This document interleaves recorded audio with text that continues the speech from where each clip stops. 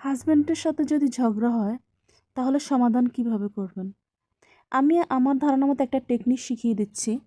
আপনি আপনার ফেসবুক লিস্টে, ফ্রেন্ড লিস্টে আপনার হাসব্যান্ডকে রাখবেন। যখন ঝগড়া সৃষ্টি হয়ে যাবে তখন তো দুজন দুজনের সাথে কথা বলবেন না।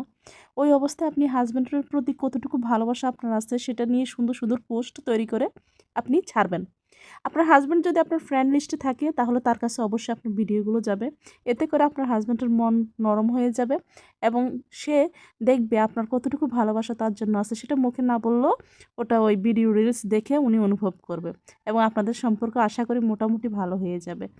এভাবে যদি আমার টেকনিক অবলম্বন করেন আমি 100% গ্যারান্টি দিচ্ছি অবশ্যই আপনাদের সম্পর্ক ভালো হয়ে যাবে।